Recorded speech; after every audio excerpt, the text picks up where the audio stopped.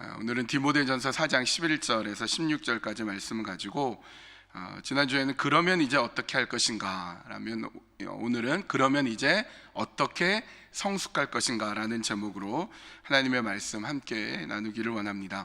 디모데전서 또 디모데후서는 바울이 디모데에게 쓴 편지입니다. 젊은 목회자이며 제자이고 사랑하는 아들과 같은 이 디모데에게 바울이 쓴 편지가 바로 디모데전서, 디모데후서입니다. 이 디모데전서, 디모데후서 또 디도서까지를 잘 읽어보면 목회가 무엇인지, 또 교회가 무엇인지, 교회 생활은 어떻게 해야 되는지, 교회의 리더는 누구인지 이런 것들을 볼 수 있는 그런 귀한 말씀을 우리가 보게 됩니다. 그런데 여러분, 디모데의 상황이 녹록지가 않습니다. 이 디모데는요 좀 어리고 젊었던 것 같습니다. 12절 말씀 보니까 그대가 젊다고 해서 그대를 업신여기지 못하게 해라. 실제로 디모데는 굉장히 어렸던 것 같습니다. 젊은 목회자였던 거죠. 그리고 주변 사람 혹은 교회 사람 중에서 이 디모데를 좀 업신여기고 하찮게 여기는 사람도 있었을 것으로 이렇게 추정해 볼 수 있습니다. 여러분, 젊다는 것은 열정적이고 힘이 있다는 뜻도 있지만 어리숙하고 뭔가 불안하다는 뜻도 됩니다. 경험도 적고 또 기반도 불분명하기 때문에 여러모로 어리숙한 모습을 보이는 게 이 디모데의 모습입니다. 또 두 번째로 디모데는 어림에도 불구하고 지병이 있었습니다. 디모데전서 5장 23절에 보니까 이제부터는 물만 마시지 말고 위장과 잦은 병을 생각해서 포도주를 조금씩 마셔라, 이렇게 조언하고 있는 게 있습니다. 위에 병이 있었던 것 같습니다. 위에서 위산이 나온다든지 위경련이 나온다든지 위가 쓰리고 아픈, 복통이 나고 이럴 때 굉장히 아프고 힘듭니다. 제가 10년 전에 미국에 유학을 왔는데요, 미국에 오기 전에 한국에서 그 쓸개라고 그러죠. 이렇게 담낭을 제거하는 수술을 받았습니다. 제 위가 경련이 일어나고 또 위가 굉장히 아파서 이렇게 이제 미국 가서 공부하다가는 의료비도 높은데 이게 큰일 날 수가 있으니 한국에 있을 때 수술을 받아라. 그래서 이 담낭을 제거했습니다. 쓸개를 잘라냈거든요. 그 이후로 이제 더 이상 위가 아프거나 이런 일들은 없습니다. 근데 그 전에 굉장히 아팠습니다. 디모데가 있었던 그 시대에 무슨 이런 수술을 할 수가 있었겠습니까? 위병이 나고 복통이 일어나고 위경련이 일어나고 그러면 굉장히 아프고 힘들었던 것 같습니다. 그래서 이 바울은 디모데에게 포도주를 마셔라. 포도주를.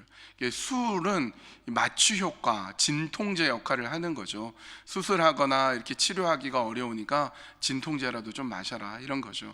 바울은 술 취하지 말라, 술에 대해서 굉장히 금기시하는 그런 가르침을 굉장히 많이 가르쳤는데, 디모데에게는 이 술을 권하는 것을 보면 그 정도로 디모데의 위병이 굉장히 심각했던 것을 우리가 알 수 있습니다. 그 외에도 여러 가지 잦은 병들이 있었습니다. 그러니까 이 디모데는 굉장히 유약하고 병약한 인물임을 우리는 알 수가 있습니다. 또 디모데가 목회하는 교회가 에베소 교회인데요, 이 에베소 교회가 굉장히 힘든 교회였습니다. 바울이 3차 선교 여행을 할 때 에베소 지역에 이렇게 갔는데요, 그 에베소 지역에서 기적이 일어납니다. 어떤 기적이 일어났는가? 바울이 갖고 있는 손수건이라든지 또 이렇게 앞치마 같은 것을 병든 사람에게 덮어주면 병이 낫고, 또 귀신에 걸린 사람에게 그 앞치마를 딱 덮어주면 귀신이 나을 정도의 엄청난 대단한 기적이 일어났습니다. 근데 여러분, 이것을 거꾸로 얘기하면 그 정도로 병에 걸린 사람, 또 악령에 씌운 사람, 이런 사람들이 많은 지역이 에베소라는 것을 우리가 알 수가 있습니다. 굉장히 악령이 많았죠. 스게와의 7 아들, 제사장의 7 아들이 귀신을 축출하는 이런 일들을 하면서 행세하다가 망신을 당한 일이 있었는데요, 그 정도로 이제 귀신이 횡행하는 것을 보게 됩니다. 예수 그리스도의 이름으로 귀신이 쫓겨나는 일이 발생하자 마술사들이, 여기서 말하는 마술사는 악령을 불러내고 우상 숭배하는 사람들인데, 자신이 갖고 있는 마술책들을 불을 태웁니다. 그 마술책의 값이 은 5만 양이라고, 은 5만 잎이라고 되어 있습니다. 여러분, 이 은 하나가 한 10불 정도라고 하면 책을 태웠는데 그 책의 가치가 어느 정도였느냐, 무려 50만 불어치를 태운 겁니다. 여러분, 그 정도로 굉장한 마술적인 것, 뭐 악령을 불러내는 것, 이런 일들이 비일비재한 지역이 바로 에베소 지역이라는 것을 우리가 알게 됩니다. 그 에베소에 아데미 여신전이라고 세계에서 가장 큰 여신전이 있었는데요. 그 아데미 여신전에서 사람들이 이렇게 모여드니까 그 사람들에게 아데미 여신상을 조각해서 파는 은장색 데메드리오라는 사람이 있었습니다. 그런데 여러분, 예수 그리스도 이름이 전해지고 바울이 복음을 전하니까 이 여신을 섬기던 사람들이 예수님을 믿기 시작하는 거예요. 그러니까 이 데메드리오가 자신이 새긴 은장색 아데미 여신상을 파는 경제적인 어려움이 생기기 시작하니까 이 데메드리오가 어떻게 하냐면 사람들을 격동하기 시작합니다. 온 도시가 소란에 빠지기 시작하는데요, 군중들이 한꺼번에 이 극장에 몰려들어 가지고 굉장히 소란을 피우는 사건이 일어납니다. 이 데메드리오가 소위 말해서 가짜 뉴스, 또 사람들 막 격동하는 거, 분노 일으키니까 엄청난 군중들이 아데미 여신은 위대하다, 아데미 여신은 위대하다 그러면서 온 도시가 아주 혼란 속에 빠지는 일이 일어나게 되었습니다. 그러니까 여러분, 아데미의 시민의식이 굉장히 저열하고 수준이 낮다는 것을 알게 됩니다. 사람은 많습니다. 부유하고 풍족한 것을 보게 됩니다. 그러나 굉장히 영적으로는 척박한 지역이 바로 이 에베소라는 지역입니다. 돈은 많이 버는지 모르겠어요. 경제적으로 풍성한지는 모르겠습니다. 그러나 사람들의 수준이 굉장히 낮기 때문에 쉽게 휩쓸리고 폭력적이고 즉흥적인 그런 시민의식을 갖고 있는 도시가 바로 에베소였습니다. 근데 하나님의 역사는 놀라워서 그 에베소에도 교회가 생기게 됩니다. 정말 놀랍죠. 그렇게 우상이 가득한 도시에 에베소 교회가 생겨서 그곳에서 사람들이 하나님을 섬기고 예수 그리스도를 믿는 일이 벌어지게 되는 거죠. 그러나 문제는 에베소 교인들 자체가 완벽하지 않았다는 것입니다. 교인들 중에 음행과 더러운 행위와 탐욕과 우상숭배에 빠진 사람들이 덜어 있었습니다. 에베소 교인들 가운데 거짓 교사들, 다른 교리를 가르치는 자들이 조용히 그 교회에 들어가서 사람들을 혼란케 만드는 일들이 생겨났습니다. 더욱이 신화와 끝없는 족보 같은 것들, 여기에 빠져 있는 교인들이 있어서 쓸데없는 토론도 많았고 이상한 이야기들을 많이 하는 그런 교인들도 있었으며 믿음에서 떠나는 사람들도 있었습니다. 그게 바로 에베소 교회의 모습이었습니다. 그러니까 여러분, 이 디모데가 처해져 있는 환경이 어떻습니까? 디모데가 어립니다. 경험도 적어요. 또 디모데는 병이 있습니다. 굉장히 몸이 연약한 사람입니다. 더욱이 디모데가 목회하는 그 에베소 교회가 굉장히 힘든 이런 교회입니다. 바울이 아끼는 후배, 아들과 같은 이 디모데에게 조언을 해준다면 뭐라고 조언을 하겠습니까? 저라면 이렇게 조언했을 것 같아요. 사랑하는 제자야, 아들아, 그렇게 힘든 교회는 가지 마라. 너 몸을 좀 생각해라. 너 몸을 좀 이렇게 잘 좀 추스려야 되지 않겠냐. 건강을 먼저 생각하고 아직 어리니까 좀 실력을 먼저 쌓아라. 위험은 피해라. 블루오션으로 가라. 좀 편한 데로 가고 네가 성공할 수 있는 곳, 네가 좀 형편이 나은 곳, 그런 환경으로 가라. 이렇게 할 것 같은데 바울은 그렇게 얘기하지 않았습니다. 디모데 전서를 보면 바울이 이 디모데에 대한 조언을 하는데요, 굉장히 단호합니다. 굉장히 강하게 이 디모데에게 얘기합니다. 너 정신 똑바로 차려라. 너 목회할 때 완전하게 해라. 온전하게 해라. 정신 바짝 차리고 제대로 해라. 아주 단호하게 그가 명령하는 것을 보게 됩니다. 디모데전서 1장 3절, 디모데전서 1장 18절, 디모데전서 3장 14절에 의하면 내가 명령한다, 내가 지시한다. 아주 근엄하고 강한 어조로 디모데에게 말하고 있는 것을 보게 됩니다. 어떻게 보면 좀 편안하게 해줄 것 같은데 바울은 오히려 강하게 그의 제자 디모데를 다루고 있습니다. 디모데전서, 디모데후서뿐만 아니라 여러분 서신서를 읽어보면요, 굉장히 부드럽습니다. 뭐뭐 하십시오, 뭐뭐 하시면 안 됩니다, 이런 식으로 경어체로, 우리가 보는 세번역 성경은 경어체로 써져 있습니다. 존댓말로 써 있어서 굉장히 부드러워 보입니다. 그러나 우리말의 특성상 높임말을 사용하는 것이지 당시 편지는 그 편지의 원본은 그러지 않았을 겁니다. 굉장히 강하게 써있을 겁니다. 이 바울이 아끼는 후배 디모데에게 마치 호랑이 새끼를 벼랑에 떨어뜨려서 강하게 훈련시키는 것처럼 아주 강한 어조로 이 편지를 쓰는 것을 보게 됩니다. 단호하고 아주 엄격하고 강한 이런 모습을 보게 됩니다. 여러분, 어떤 면에서 우리 성도님들의 어려운 모습들을 보면 좀 편하게 해드리고 싶습니다. 좀 지금 이제 어려운 시기니까 좀 풀어주고 좀 부드럽게 위로하고 좋은 얘기 계속 해주고 싶습니다. 그러나 지금처럼 어려운 시기이기 때문에 오히려 엄격하게 더 강하게 말씀을 선포하고자 합니다. 여러분, 이 시기를 그래야 지나갈 수 있고 그래야 이겨낼 수 있습니다. 여러분, 지금 코로나19 바이러스로 인하여서 여러 새로운 용어들을 우리가 쓰고 있습니다. 뭐 자가격리라든지 사회적 거리두기, 소셜 디스턴싱, 또 쿼런틴, 뭐 이런 이야기들을 우리 많이 하게 되는데, 우리가 농담으로 하는 이 유행어가 있죠. 확진자. 이 확진자는 원래 이 바이러스가 몸에 들어와서 이 양성이 된 사람, 이 사람을 확진자라고 하는데, 우리가 이제 먹을 거 쌓아놓고 집에서 나가지 않고 스테이홈 하니까 확살찐자 뭐 이런 얘기를 하죠. 확진자, 이런 농담들을 많이 하게 됩니다. 하루 세끼 꼬박꼬박 챙겨 먹죠. 집에 먹을 거 잔뜩 쟁여놨죠. 마치 오늘이 마지막인 것처럼 열심히 먹고 있습니다. 그래서 실제로 살이 확 쪄버렸습니다.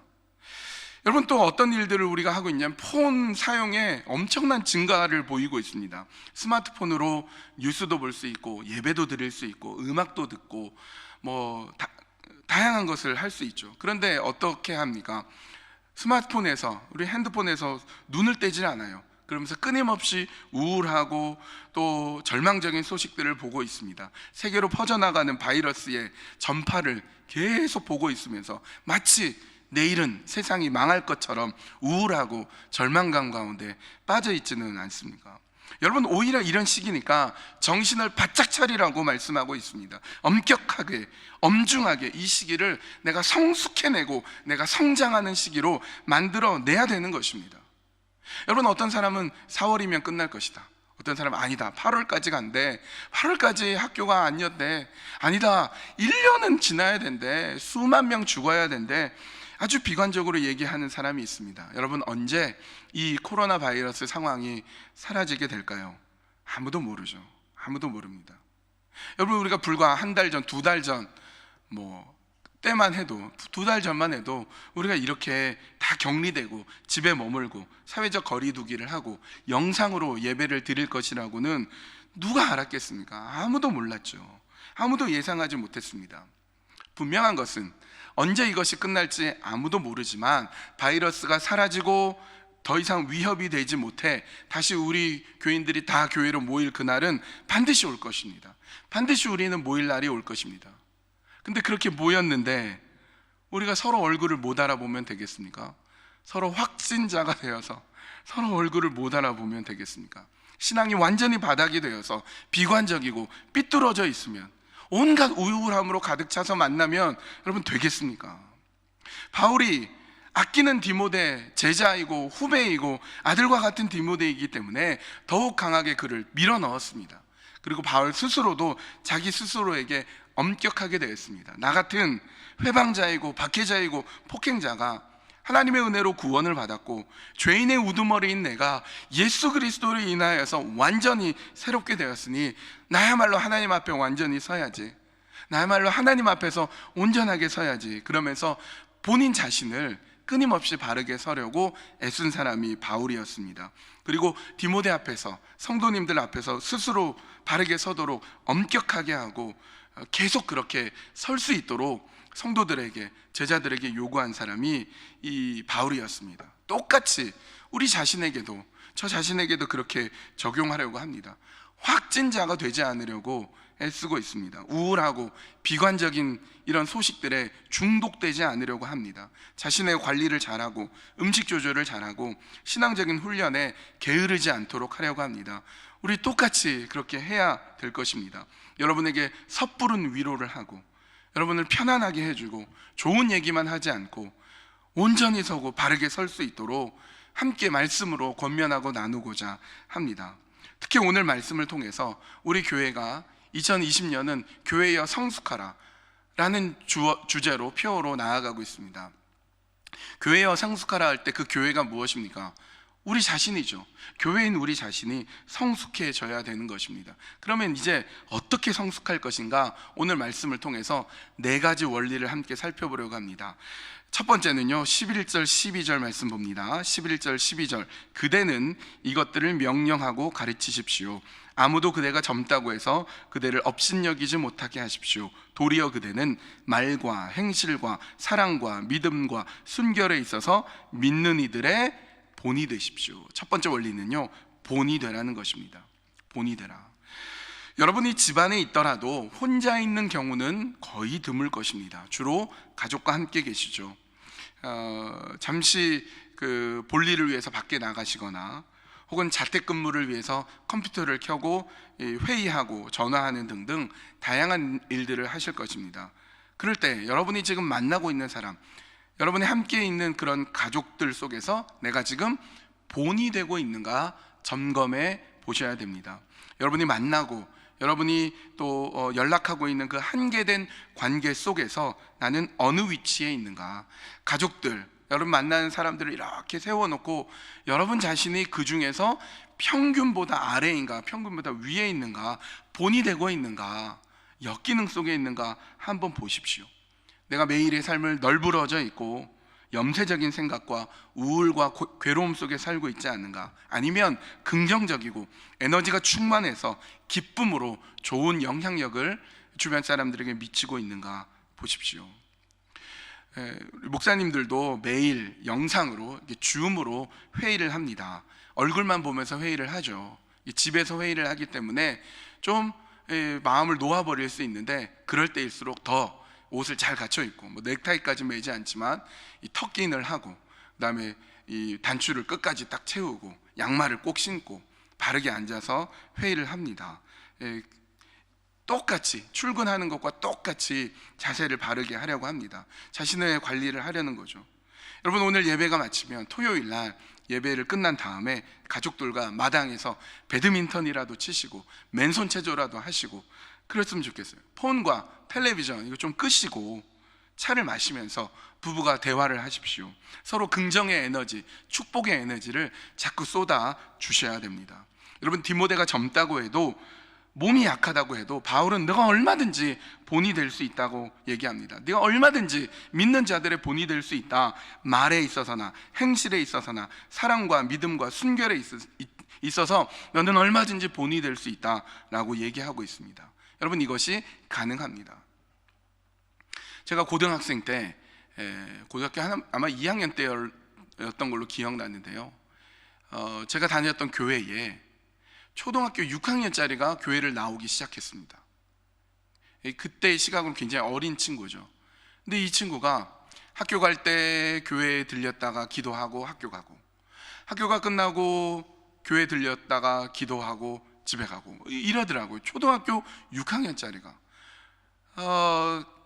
가만히 보니까 얘가 한 30분 정도를 기도하고 가는데 무슨 기도를 하느냐 이게 알아봤더니요, 부모님이 교회를 안 다녀요. 그래서 부모님을 위해서, 부모님 전도를 위해서 정말 간절하게 매일매일 교회에 나와서 기도하는 이 초등학교 6학년짜리가 있었습니다. 그 아이가 교회의 화제가 됐어요. 화제가 됐습니다. 야, 고등학생보다 낫다, 어른보다 낫다. 온 교회에 그 아이의 영향력이 막 미쳐갔습니다. 그리고 결국 그 아이의 바람대로, 기도대로 그 부모가 교회에 나왔어요. 모든 교인이 너무너무 기뻐했던 기억이 납니다. 초등학교 6학년 아이가 교회의 본이 되더라고요. 여러분도 여러분의 가정의 본이 되고 직장의 본이 되고 교회의 본이 될 수 있습니다. 어떤 면에서? 말과 행실과 사랑과 믿음과 순결에서 본이 될 수 있습니다. 두 번째 원리는 13절입니다. 13절, 내가 갈 때까지 성경을 읽는 일과 권면하는 일과 가르치는 일에 전념하십시오. 두 번째 원리는요, 전념하라입니다. 전념하라. 생각을 한 곳에 집중하는 거죠. 무엇인가 아주 확실하게, 완벽하게 거기에 몰두하는 것입니다. 여러분은 어디에 전념하고 있습니까? 여러분 전념하고 있는 것이 있으십니까? 특히 바울은 디모데에게 성경 읽는 것, 또 사람들 권면해 주는 것, 가르치는 것, 이 세 가지에 전념하라고 얘기하고 있습니다. 여러분 왜 그렇습니까? 디모데가 목회하고 있는 에베소 교회를 올바로 이끌어 가려면 이 세 가지가 필수이기 때문입니다. 여러분 에베소가 어떤 곳이라고 했습니까? 우상이 가득한 곳이었습니다. 특별히 아데미 여신 신전은 그때 당시 세계에서 가장 규모가 큰 대신전이었습니다. 그리스의 아테네에도 로마에도 포세이돈 신전이라든지 또 제우스 신전이 있었지만 그보다 크지 않았습니다. 이 아데미 여신 신전이 가장 컸습니다. 여러분 그럴 때 그 신전 어떻게 하면 그런 우상들을 이길 수가 있겠습니까? 어떻게 하면 아데미 여신 신전보다 더 압도적일 수 있겠습니까? 그 옆에 세계 최대의 교회를 세우면 되겠습니까? 아닙니다. 그렇게 하면 오히려 비웃음과 조롱을 받을 것입니다. 어떻게 해야 됩니까? 우상과 반대되는 것, 거짓과 반대되는 것에 전념해야 됩니다. 그렇기 때문에 성경을 읽는데 전념해야 된다. 그 성경을 읽고 그 진리의 말씀을 권면하는데 너가 전념해야 된다. 똑바로 가르치는 것 전념해야 된다. 하나님의 말씀에 전념해야 우상을 이길 수 있고 어두움을 이겨낼 수 있다라고 이 바울은 디모데에게 권면하고 있는 것입니다. 여러분 이 세상이 비관과 우울과 절망으로 가득해 있습니다. 슬픈 소식들이 가득합니다. 그럴 때 여러분 어디에 전념해야 됩니까? 더 비관적이고 더 괴로워야 됩니까? 아닙니다. 여러분 이럴 때일수록 그래 이런 시기니까 나라도 깨어 기도해야지, 나 한 사람 깨어서 기도해야지, 내가 깨어서 미래를 준비해야지. 지금 직장이 어려워지고 경제가 어려워지고 힘들어 있으니까 내가 정신 차리고 내가 우리 가정 일으켜야지, 이끌어야지. 내가 할 수 있는 일 전념해야지. 내가 할 수 있는 것 최선을 다해야지. 그런 마음을 가지고 전념할 수 있어야 됩니다. 여러분 전념한다는 것은 다른 말로 포기한다는 것입니다. 전념해라, 열정을 가져라, 거기에 집중해라 그러면 좋아하는데 포기해라 그러면 되게 싫어해요. 포기해라. 근데 여러분 전념하다는 말과 포기하라는 말은 같은 말이에요. 같은 말. 여러분 내가 사랑하는 사람이 있어요. 그 사람을 얻으려면 그 사람에게 전념해야 됩니다. 그 말은 그 사람 외에 다른 것은 포기해야 돼요. 다른 시간, 다른 더 좋아하는 사람 포기해야 내가 사랑하는 사람을 얻을 수가 있습니다. 좋은 성적을 얻으려면 잠을 포기해야 됩니다. 다이어트를 하려면 라면을 포기해야 됩니다. 여러분 포기해야 될 것, 그걸 잘 생각해 보셔야 됩니다. 텔레비전을 통해서, 유튜브를 통해서 또 이런 것들, 쓸데없는 것들 포기해야죠. 게임 포기해야죠. 다른 사람들을 살리고 본이 되려면 미움과 불신과 불안을 포기해야 됩니다. 여러분 내가 뭘 포기해야 될지를 잘 한번 살펴보십시오. 여러분의 하루 24시간을 쫙 펼쳐보시고 그 시간 중에 틀림없이 쓸데없는 곳에 망상을 펼치는데 엉뚱한데 시간 낭비하는 것들이 있을 것입니다. 게으른데 시간 낭비하는 것이 있을 것입니다. 그것을 과감히 포기해야 돼요. 그리고 정말로 집중해야 될 것, 제대로 해야 될 일에 전념하셔야 됩니다. 두 번째는 전념하라입니다. 세 번째 15절 말씀 보겠습니다. 15절, 이 일들을 명심하고 힘써 행하십시오. 그리하여 그대가 발전하는 모습을 모든 사람에게 나타나게 하십시오. 세 번째는 발전하라입니다. 발전하라. 제가 요즘에 읽고 있는 책들 중에서 제임스 클리어가 쓴 아주 작은 습관의 힘이라는 책이 있습니다. 아주 작은 습관의 힘. 그 책을 읽다가요 중간에 이런 내용이 있었습니다. 성공한 사람도 성공하지 못한 사람도 목표는 같다. 제가 이 부분을 읽으면서 줄을 쫙 치고 별표 5개를 했습니다. 성공한 사람도 성공하지 못한 사람도 목표는 같다. 여러분 이게 무슨 말인지 아시겠습니까? 여러분, 예를 들어서 올림픽에 출전하는 사람들, 선수들의 목표는 뭡니까? 다 똑같아요. 목표는 금메달입니다. 그런데 성공하는 사람도 목표는 금메달, 성공하지 못한 사람도 목표는 금메달인데, 누구는 금메달을 따고 누구는 메달을 못 따느냐 말이죠. 목표 때문이 아니다라는 겁니다. 구직하려는 사람, 입사하려는 사람, 어떤 직장에 가려는 모든 사람들의 목표는 똑같죠. 그 직장에 들어가는 것. 목표는 똑같아요. 그런데 어떤 사람은 가고 어떤 사람은 못 갑니다. 그러니까 모든 목표는 같지만 그 목표가 그 사람으로 하여금 성공하게 만드는 건 아니다는 겁니다. 목표는 승리하는 것, 목표가 승자나 패자를 가르는 기준이 되지 않습니다. 목표가 중요한 게 아니라는 거죠. 그러면서 이 제임스 클리어는 무슨 얘기를 하느냐? 그러면 무엇이 성공과 실패를 가르느냐? 목표가 아니라 발전이라는 거예요. 발전. 아주 작더라도 지속적으로 작은 개선들을 만들어내는 사람이 결국은 성공하더라라는 겁니다. 여러분, 예를 들어서 우리가 목표를, 내가 부자가 되는 것이 목표다. 뭐 다 부자가 되고 싶죠. 근데 실제로 부자가 되는 사람은 아주 극소수고 대부분은 그냥 저냥 삽니다. 집을 사는 것이 목표예요. 다 집 사는 거 목표죠. 그런데 목표는 똑같지만 어떤 사람은 집을 사고 대부분은 못 사죠. 뭐가 다른가? 조금씩 돈을 모으는 사람은 결국은 집을 삽니다. 목표를 이루어내 가는 거죠. 발전하는 사람이 목표를 이루어냅니다. 그러니까 목표를 세우는 것이 중요한 것이 아니라 발전하는 것이 중요합니다. 첫 번째, 우리가 성숙할 원리는요, 발전하는 겁니다. 발전하는 거. 여러분, 그러면 어떻게 하면 발전할 수 있는가? 제임스 클리어는 이렇게 말합니다. 정체성을 잘 확립하고 설정하는 것이 중요하다. 여러분, 끊임없이 우리는 우리 자신에게 정체성을 이미 만들어 놓습니다. 어떤 정체성이냐? 난 그런 거 못해. 나는 기계는 다룰 줄 몰라. 난 영어는 원래 못하잖아. 나는 천성이 게으른 사람이야. 나는 수학을 못했잖아. 옛날부터 수학 못했어. 이름 외우는 거는 진짜 못 외워. 뭐 사람들한테 얘기하지 않지만 스스로에게 자꾸 그런 얘기를 한단 말이죠.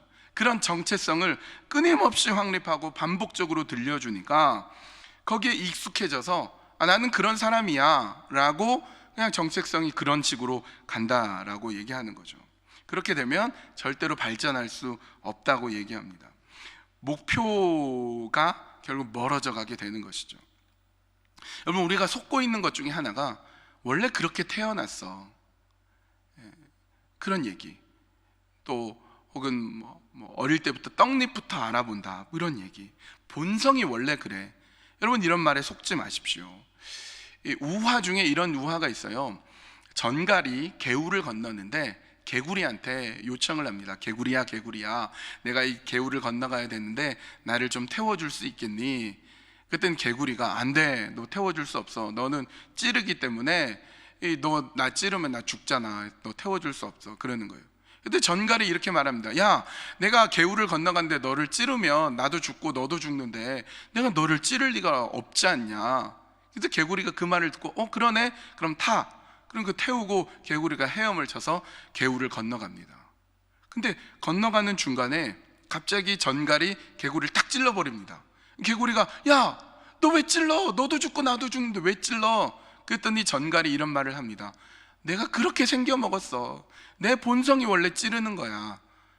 이런 얘기가 있어요. 여러분, 이건 굉장히 비성경적인 이야기입니다. 원래 본성이 그러니까 본성은 바꿀 수 없어, 그런 얘기죠. 여러분, 그러나 성경은 뭐라고 말합니까? 고린도후서 5장 17절, 누구든지 그리스도 안에 있으면 그는 새로운 피조물입니다. 옛것은 지나갔습니다. 보십시오, 새것이 되었습니다. 누구든지 그리스도 안에 있는 어느 누구든 옛것은 지나갑니다. 잘못된 본성, 죄악된 본성은 지나갑니다. 다시 발전하고 새로워질 수 있다고 분명히 주님은 말씀하고 있습니다. 우리 본문 14절 15절로 다시 돌아와 봅니다. 14절 15절, 그대 속에 있는 은사 곧 그대가 장로들의 안수를 받을 때에 예언을 통하여 그대에게 주신 그 은사를 소홀히 여기지 마십시오. 이 일들을 명심하고 힘써 행하십시오. 그리하여 그대가 발전하는 모습을 모든 사람에게 나타나게 하십시오. 여러분, 바울이 디모데에게 뭐라고 얘기합니까? 너에게는 이미 은사가 있다. 너에게는 이미 능력이 있다. 이제 너는 발전시켜 나가면 된다. 여러분, 너의 정체성은 너는 아직 미숙하고 어려, 너는 지병이 있고 몸이 연약해, 넌 그 정도밖에 안 돼 라고 하지 않는 겁니다. 너는 이미 많은 것이 있다. 그러므로 발전해내라. 여러분, 동일하게 여러분에게도 권면하고 싶습니다. 여러분은 이미 많은 것을 갖고 있습니다. 예수 그리스도 그 십자가 보혈이 우리의 피 가운데 흐르고 있습니다. 여러분, 우리는 조금씩 발전해 나가야 됩니다. 발전해 내십시오. 그렇게 성숙해 나가는 것입니다. 끝으로 네 번째 16절 말씀입니다. 16절, 그대 자신과 그대의 가르침을 살피십시오. 이런 일을 계속하십시오. 이렇게 함으로써 그대 자신도 구원하고 그대의 말을 듣는 사람들도 구원할 것입니다. 네 번째 원칙은요, 네 번째 원리는 계속하라입니다. 계속해라. 여러분, 작심삼일이란 말이 있습니다. 흔히 모든 사람에게 해당하는 거죠. 새해가 되어서 내가 뭘 해야 되겠다라고 작심해놓고 3일 지나면 도루묵 다시 제자리로 돌아가는 거죠. 여러분, 그런데 유독 그 중에서, 그렇게 작심한 사람 중에서 유독 3일 이상 해내는 사람이 있어요. 그래서 다이어트에 성공하고, 그래서 시험에 합격하는 사람이 있다는 거예요. 어떤 사람이 그 일을 해냅니까? 계속하는 사람입니다. 계속하는 사람. 작심삼일 할 때 작심이 뭐죠? 마음을 작정하는 것, 마음을 먹는 것입니다. 그런데 여러분, 굳이 마음을 먹지 않아도 자동적으로 되는 게 있어요. 마음을 아주 굳게 먹지 않아도 자동적으로 되는 것이 있습니다. 짜증, 불안, 불평, 미움, 비교, 욕심, 나태. 이거는요, 마음 먹지 않아도 저절로 돼요. 저절로. 다들 작심삼일이지 다 그렇게 사는 거지. 그러면서 놔둬버리면요, 글로 가는 거예요. 짜증과 불안과 욕심과 이런 데로 계속 가는 겁니다. 근데 마음을 먹고 그곳으로 계속 가게 되면 달라지기 시작합니다. 흰 말과 검은 말이 경주를 하는데요, 그 흰 말과 검은 말을 이렇게 조련하는, 또 이렇게 관리하는 사람은 이번 주에는 흰 말이 이기겠네, 이번 주에는 검은 말이 이기겠네, 정확히 아는 거예요. 그래서 물어봤습니다. 어떻게 흰 말이 이길지, 어떻게 검은 말이 이길지 어떻게 아십니까? 물어봤어요. 그랬더니 관리하는 사람이 이렇게 대답합니다. 아주 간단합니다. 이번 주 내내 검은 말에게 말 모이 잘 주고, 잘 비껴주고, 잘 챙겨주고, 또 흰 말은 그냥 놔두면 그 주에는 검은 말이 이기고, 또 이번 주에는 흰 말에게 열심히 먹이를 잘 주고 잘 보살펴주고 검은 말은 그냥 방치해 두면 흰 말이 이깁니다. 당연한 겁니다. 이렇게 얘기하더라고요. 여러분, 작심하지 않아도 되는 게으름, 불평, 불신, 미움 이런 거에 먹이를 주지 마십시오. 그걸 키우지 마십시오. 불안하고 어려운 시기이니까 이럴 때일수록 더욱 과감하게 자신의 삶을 바꾸기 시작하십시오. 어떻게 해요? 계속하면서, 계속. 16절을 다시 한번 봅니다. 16절, 그대 자신과 그대의 가르침을 살피십시오. 이런 일을 계속하십시오. 바울은 뭐라고 권면합니까? 그대 자신과 그대의 가르침, 두 가지 얘기하죠. 그대 자신, 이 디모데 자신과 디모데의 가르침, 두 개를 얘기합니다. 이 두 개를 잘 살피면서 계속하래요. 그러니까 여러분, 어떤 겁니까? 여러분 자신과 여러분이 하는 일, 이 두 가지를 잘 살피며 계속해야 돼요. 여러분 자신은 어떻습니까? 내가 어떤 존재이며 내 정체성은 무엇인지, 내가 누구인지를 끊임없이 살펴봐야 돼요. 정체성을 제대로 확립해야 됩니다. 이 정체성이 영어로 아이덴티티라고 그러죠. 아이덴티티. 근데 이 아이덴티티는 라틴어의 아이덴티뎀, I-D-E-N-T-I-D-E-M, 아이덴티뎀이라는 말에서 나왔는데, 아이덴티뎀은 반복적, 계속하는 것을 말합니다. 그러니까 여러분, 계속하는 것이 여러분의 정체성인 거죠. 내가 지금 무엇을 계속하고 있는가, 내가 무엇을 반복적으로 하고 있는가, 그게 여러분의 정체성입니다. 그래서 두 번째, 여러분이 하는 일을 살펴야 됩니다. 여러분이 하는 일은 직업을 말하는 게 아니에요. 만약에 바울이 이 말을 직업이라고 했다면, 그대와 그대의 하는 일을 살피라고 할 때 하는 일이 직업이라면 이렇게 얘기했겠죠. 디모데야, 너의 자신과 너가 하는 목사직을 살펴라, 이렇게 얘기했겠죠. 근데 뭐라고 합니까? 너 자신과 가르치는 것을 살펴봐라. 가르치는 건 뭐죠? 직업이 아니라 본질적인 것을 말하고 있습니다. 이번에 코로나 사태 때문에 직장에서 쫓겨났어요. 이번에 코로나로 인해서 너무 어려워져서 가게 문을 닫았어요. 이렇게 호소하고 있는 분이 있죠. 직업을 잃고 직장을 잃었는데 그걸 계속하라는 게 아닙니다. 본질적으로 여러분이 하는 일을 가만히 생각하고 살피고 계속하는 것입니다. 예를 들어 내가 음악가이다, 내가 뭐 가수이다 그러면 코로나 때문에 수입이 제로가 됐죠. 콘서트를 할 수도 없고 레슨을 하러 갈 수도 없습니다. 근데 그 직업을 얘기하는 것이 아니라 음악가로서의 본질적인 음악에 대해서 얘기하는 거죠. 그 음악에 본이 되고 전념하고 발전하고 계속해 나가라 라는 겁니다. 그래서 이 사태가 지나면 음악의 발전이 있고 계속한 사람을 언젠가 찾게 되죠. 그럴 때 준비된 여러분을 사용하게 되는 것입니다. 여러분이 하는 일, 본질적인 것을 가만히 살피고 그것을 계속해 나가고 계속 발전시켜 나가는 것, 그게 중요합니다. 여러분, 교회는 어떻습니까? 사람들이 모이고 예배하고 또 식사하고 교제하고 복음 전하고, 여러분 저는 이게 교회의 본질인 줄 알았습니다. 근데 아니더라니까요. 코로나19로 인해서 교회가 문 닫고 교회가 없어질 것 같잖아요. 그렇지 않습니다. 교회라는 건물에는 더 이상 모이지 않지만 더 열심히 예배합니다. 방송을 통해서 더 열심히 예배한다는 사람, 더 열심히 기도한다는 사람들이 막 얘기를 하는 경우가 많습니다. 더 열심히 예배하는 거예요. 선교하고 교육하고 교제하고 봉사하고, 지금 새로운 이 변화에 잘 적응이 안 돼서 그렇지 더 크게 일어날 것입니다. 교회는 더욱 부흥할 것이고 하나님의 말씀은 더욱더 퍼져나갈 것입니다. 계속 이 일을 지속해 나갈 것입니다. 이제 말씀의 결론을 맺겠습니다. 그러면 이제 어떻게 성숙할 것인가? 네 가지 원리 함께 나누었습니다. 첫 번째, 본이 되라. 여러분의 가정에서, 여러분의 사람들과의 관계 속에서 내가 본이 되고 있는가? 본이 되자. 두 번째, 전념하는 것입니다. 내가 할 수 있는 것, 거기에 전념하는 거죠. 특별히 포기할 줄 알아야 됩니다. 포기해야 될 것은 과감하게 포기하는 거죠. 잘못된 것, 죄악적인 것, 쓸데없는 것 과감하게 포기하는 거죠. 세 번째, 발전하십시오. 목표가 중요한 것이 아니라 계속 꾸준히 조금씩 발전해 나가는 것, 그게 중요합니다. 네 번째, 계속하는 것입니다. 계속하는 것, 그것을 이제 계속해 나가는 것이죠. 여러분 자신을 보면서, 여러분 자신의 본질적인 일들을 보면서 계속해 나가는 것입니다. 여러분 이 시간 함께 기도했으면 좋겠습니다. 우리 말씀을 기억하면서 우리 간절한 마음으로 이 시간 기도합시다. 하나님, 내가 성숙해 나가기 원합니다. 상황은 어렵지만, 우리 교회에 나와서 열심히 예배할 수 없지만, 그러나 내가 예배자의 자리로 서겠습니다. 내가 기도하는 자로 서겠습니다. 내가 본이 되기 원합니다. 전념하기 원합니다. 발전하고 계속해 나가서 정말 이 디모데를 향한 그 조언이, 이 바울의 눈물 어린 조언이 오늘 나를 향한, 이 어려운 상황을 향한 하나님의 조언임을 믿으며 내가 발전해 나가고 계속해 나가고 성숙해 나가는 자가 되게 하여 주시옵소서. 우리 한 목소리로 이 시간 기도하며 나아가시겠습니다. 참으로 좋으신 아버지 하나님, 하나님이 위기의 순간입니다. 어려운 순간입니다.